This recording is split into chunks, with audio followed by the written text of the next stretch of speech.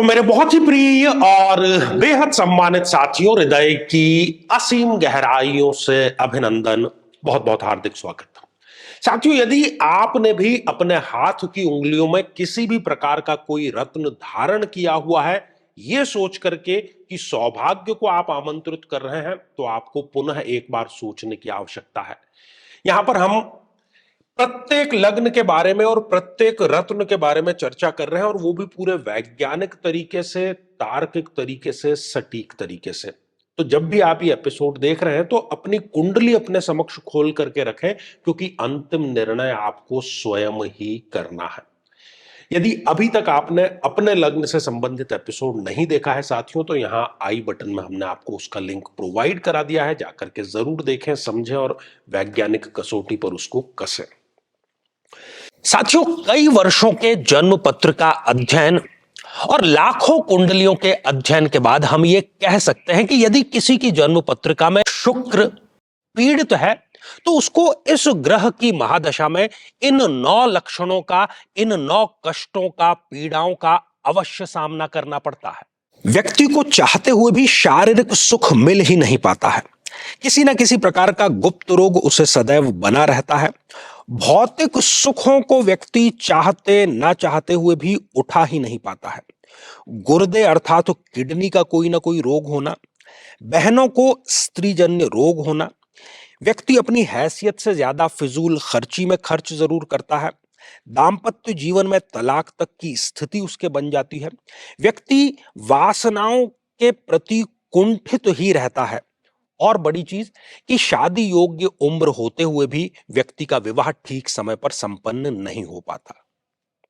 लेकिन साथियों, यदि आप भी इन सभी कष्टों से स्थायी और सटीक मुक्ति प्राप्त करना चाहते हैं, तो उसका तरीका है इस ग्रह की महादशा मंत्र साधना दीक्षा, जो विशेष रूप से आपके नाम, आपकी जन्मतिथि के अकॉर्डिंग की जाएगी, और गुरु दीक्षा के माध्यम से अभिमंत्रित माला भी आपको प्रदान की जाएगी, ताकि न केवल ये सारे कष्ट दूर हों, बल्कि ये पूरी की पूरी महादशा आपके लिए शांतिदायक और सुख समृद्धिदायक साबित हो।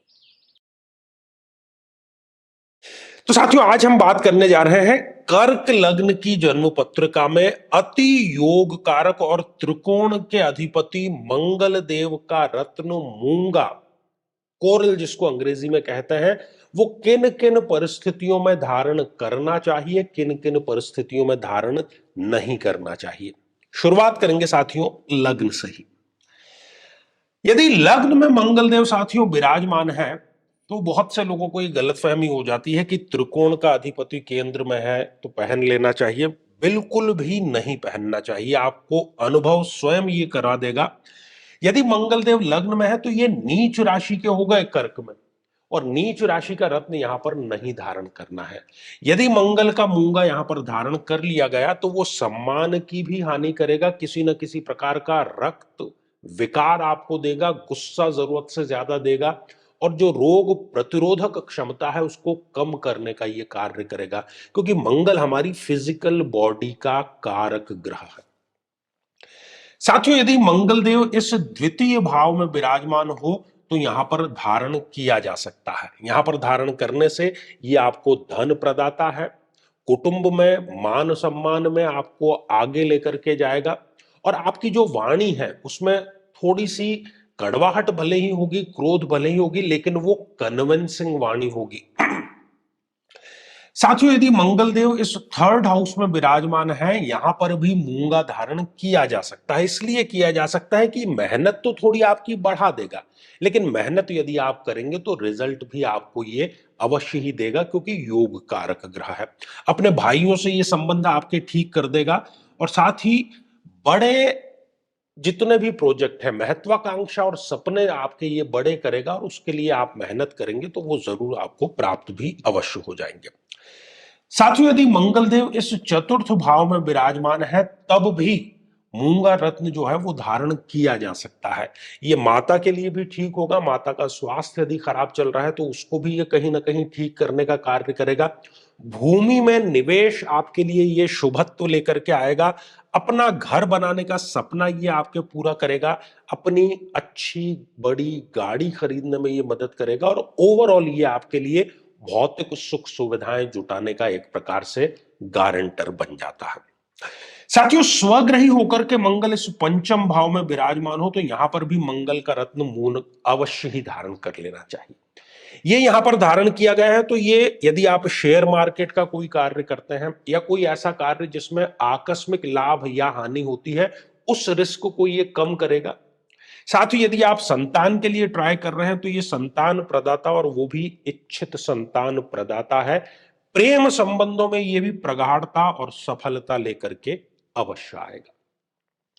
साथियों, यदि मंगल देव इस छठे भाव में विराजमान है, यहां पर हमें मूंगा कभी भी धारण नहीं करना है। इसलिए नहीं करना है क्योंकि ये रोग लेकर के आएगा, शत्रुता लेकर के आएगा, भय लेकर के आएगा, अपमान लेकर के आएगा, किसी न किसी प्रकार के नशे की प्रवृत्ति लेकर के आएगा, दुर्घटनाएं लेकर के आएगा और इससे भी बड़ी बात कि किसी न किसी प्रकार की छोटी बड़ी ये जेल यात्रा भी लेकर के व्यक्ति के लिए आता है। साथियों, उच्च राशि के होकर के मंगल यदि इस सप्तम भाव में विराजमान हो तो यहां पर आप मंगल देव का मूंगा रत्न बिल्कुल धारण कर सकते हैं। शादी यदि नहीं हो रही है तो यह शादी में आपके कारगर साबित होगा। शीघ्र और शुभ विवाह में कुंडली अवश्य मिलाइएगा। दाम्पत्य जीवन में यदि खटास है तो उसको भी ये ठीक करने का कार्य करेगा। और यदि आप पार्टनरशिप में कोई बिजनेस कर रहे हैं तो उसमें भी ये सफलतादायी है। साथियों, यदि मंगल देव इस अष्टम भाव में विराजमान हो तो यहां पर भूल करके भी मूंगा धारण नहीं करना है। इसलिए नहीं करना है क्योंकि ये मृत्यु कारक कष्ट लेकर के आएगा। ईश्वर से व्यक्ति यही प्रार्थना करता मिलता है कि ऐसे दिन यदि मुझे दिखाने थे तो इससे अच्छा कि मुझे जन्म ही नहीं देते। कोई पुरानी गलतियां उजागर होकर के सामने आ सकती है। छोटी बड़ी जो जेल यात्रा है उसका भी योग, कोर्ट कचहरी मुकदमा, अज्ञात भय, डिप्रेशन और नशे का ये यहां पर मूंगा धारण करने के बाद में स्थितियां पैदा करता है। साथियों, यदि मंगल देव इस नवम भाव में हो यहां पर अवश्य ही आपको मूंगा धारण कर लेना चाहिए। यहां पर जो मूंगा है वो आपके लिए बहुत ही योग कारक रहेगा। भाग्य उदय के वो कई दरवाजे, कई अवसर आपके लिए खोलेगा। व्यक्ति स्पिरिचुअल हो जाता है, अपने प्रोफेशन और स्पिरिचुअल पाथ पर बहुत ही संतुलित ढंग से चलता है। विदेश यात्राओं की उसकी शुरुआत होती है। जिस किसी भी मीटिंग में जाता है वहां पर वो अपना कार्य सिद्ध करके ही लौटता है। साथियों, यदि मंगलदेव स्वराशि के होकर के यहां पर विराजमान है तो यहां पर एक बहुत ही सुंदर योग वो बना रहे हैं और वो है रोचक नाम का पंच महापुरुष योग। हालांकि सप्तम भाव में भी उन्होंने बनाया था और यहां पर भी। तो ये पंच महापुरुष योग को एक्टिव करने के लिए आपको अवश्य ही मूंगा धारण करना चाहिए। ये आपके पिता से संबंध ठीक करेगा। आप कोई यदि ऐसा व्यवसाय कर रहे हैं जो पैतृक है उसमें ये आपको सफलता दिलाएगा। जीवन में ये अनुशासन आपके लेकर के आएगा और आपको पता है कि अनुशासन जो है वो सफलता की कुंजी है। पद प्राप्ति का ये कारक बनेगा। साथियों, आप ब्यूरोक्रेट हैं, आप किसी भी पॉलिटिकल पार्टी में एक्टिविस्ट हैं तो ये आपको कोई बड़ा पद भी दिलवा सकता है। और स्टूडेंट जो है वो जो कि सिविल सर्विसेज की या उच्च सेवाओं में किसी की तैयारी कर रहे हैं उसमें ये आपको योगदान देगा। और सबसे बड़ी बात ये यहां पर बैठा हुआ मंगल और रोचक योग का काम होता है व्यक्ति को प्रसिद्धि दिलाना, ख्याति दिलाना। अवश्य धारण करना चाहिए। साथियों, मंगल देव यदि इस एकादश भाव में विराजमान है यहां पर भी आप अवश्य ही मंगल का मूंगा रत्न धारण कर सकते हैं। आय में ये आपके वृद्धि करेगा, आपका जो सर्कल है उसमें वृद्धि करेगा, नेतृत्व क्षमता में आपके वृद्धि करेगा, आपकी स्किल में वृद्धि करेगा। और सबसे बड़ी बात की जो भी इच्छाएं आपकी है, इच्छा पूर्ति का भाव है ये, उसको भी ये एक्टिवेट करके और इच्छा पूर्ति में योगदान आपके अवश्य करेगा। साथियों, मंगलदेव यदि इस द्वादश भाव में विराजमान है, अब यहां पर वो योग कारक नहीं रहा। इस स्थिति में मूंगा रत्न नहीं धारण करना है क्योंकि ये व्यय बढ़ाएगा, अस्पताल के खर्चे बढ़ाएगा, विदेश से यदि व्यापार करते हैं तो उसमें ये घाटा लेकर के आएगा। छोटी बड़ी जेल यात्रा का कारक है। व्यक्ति नशे का सेवन करने लगता है, कोर्ट कचहरी मुकदमा अज्ञात भय उन सब का ये कारक बनता है। तो साथियों, हमने देखा कि योग कारक होते हुए भी मंगल यदि लग्न में विराजमान है या छठे भाव में विराजमान है या अष्टम भाव में विराजमान है या द्वादश, इन चारों परिस्थितियों में मंगल का रत्न मूंगा नहीं धारण करना चाहिए। और फिर यदि प्रश्न है कि मूंगा धारण किया हुआ है तो क्या किया जाए, तुरंत प्रभाव से आप उसको इसी पल उतार दीजिए, यदि आप ये सारे जो नेगेटिव इफेक्ट हैं वो नहीं चाहते हैं तो। साथियों, अब चलते हैं आज के हमारे कमेंट के सेक्शन की तरफ। और आज का जो कमेंट है ये आया है दी आरजे गुरु इस आईडी से। और दी आरजे गुरु जो है ये प्रश्न पूछ रहे हैं, और इनका जो प्रश्न है ये मिथुन लग्न की जन्म पत्रिका है। गुरुजी प्रणाम, मेरी कुंडली में लगभग सभी ग्रह खराब है। बहुत एस्ट्रोलॉजर को दिखाया लेकिन अभी तक सही नहीं हुआ।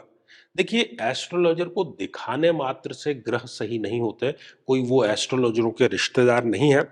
मेरा नाम जगदीश है। तो जगदीश जी, दी आरजे गुरु ये आपका आईडी है। तो आपने जो डिटेल यहाँ पर शेयर की है उसके अकॉर्डिंग जब हम आपकी कुंडली का निर्माण करते हैं तो आपकी कुंडली बनती है मिथुन लग्न की कुंडली। और अब देखते हैं कि क्यों जितने भी एस्ट्रोलॉजर ने कहा कि सारे के सारे जो ग्रह खराब है, बहुत ही कम ऐसी स्थितियां होती है, कोई ना कोई एक ग्रह तो कहीं ना कहीं फेवर में होता ही है। तो आपकी कुंडली में केतु देव लग्न में विराजमान है, राहु देव यहां पर सप्तम भाव में विराजमान है, गुरु इस तृतीय भाव में विराजमान है, शुक्र नीच राशि के होकर के और चतुर्थ भाव में विराजमान है, मंगल अस्त है यहां पर सूर्य के साथ में, और इसके अतिरिक्त शनि और चंद्रमा का विष दोष आपके इस अष्टम भाव में बना हुआ है। एक एक करके शुरुआत करते हैं। साथियों, यदि हम केतु देव की बात करें तो केतु देव हाँ, इनके बुध जो है वो इस छठे भाव में विराजमान है। केतु किस राशि में बैठा है उस राशि के स्वामी के अकॉर्डिंग वो रिजल्ट देता है। तो राशि का स्वामी इस छठे भाव में त्रिक में आ गया, इसलिए केतु अच्छा रिजल्ट नहीं देगा। गुरुदेव एक योग कारक ग्रह है और मेहनत के भाव में विराजमान है, तो ये एक अच्छी स्थिति में है, यहां पर ये प्लस पॉइंट है। शुक्र नीच राशि के हो गए, ये अच्छा रिजल्ट नहीं देंगे। सूर्य नीच राशि के हो गए, ये अच्छा रिजल्ट नहीं देंगे। मंगल अस्त अवस्था में है, ये रिजल्ट दे ही नहीं पाएंगे। लग्नेश बुध छठे भाव में त्रिक में, ये रिजल्ट अच्छा नहीं देंगे आपको।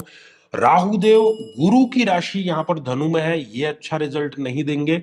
चंद्रमा मारक है और इस अष्टम भाव में विराजमान है, शनि चंद्रमा का विष दोष भी विराजमान है, अच्छा रिजल्ट नहीं देंगे। शनिदेव योग कारक है लेकिन त्रिक भाव में विराजमान है। बिल्कुल सही, जितने भी एस्ट्रोलॉजर ने आपको कहा है कि सारे नहीं, एक केवल गुरु यहां पर आपके अच्छी स्थिति में है, तो आपको महादशा मंत्र साधना अवश्य करनी चाहिए। और गुरु शुभत्व के कारक है, वो अकेले ही सभी ग्रहों पर भारी है, इसलिए आपको निराश होने की आवश्यकता नहीं है। आप गुरु के उपाय करिए, गुरुवार का व्रत करिए, और गुरु और जो भी आपको महादशा चल रही है उस महादशा मंत्र साधना की दीक्षा अवश्य लीजिए। तो साथियों, यदि आप भी चाहते हैं कि आपकी कुंडली का संपूर्ण विश्लेषण हो, समस्या का समाधान हो, तो आगामी समय में मैं स्वयं इन शहरों में उपस्थित रहूंगा। आप समय लेकर के मिल सकते हैं या फिर टेलीफोनिक या वीडियो कॉल के माध्यम से भी जुड़ सकते हैं। और यदि आप चाहते हैं कि हमारे निःशुल्क कार्यक्रम जो कि लाइव के माध्यम से हमारे इसी चैनल पर प्रति शनिवार दोपहर 3 बजे प्रसारित होता है, तो उसमें भाग लेने के लिए आप हमारे इसी वीडियो को जो अभी प्रसारित हो रहा है उसको हाइप कीजिए और इसका स्क्रीनशॉट दिए गए व्हाट्सएप नंबर पर भेजिए। तो साथियों, आज के लिए केवल इतना ही, और इसी मंगल कामना के साथ में कि आप सभी स्वस्थ, समृद्ध और शांतिपूर्वक जीवन व्यतीत करें। नमस्कार।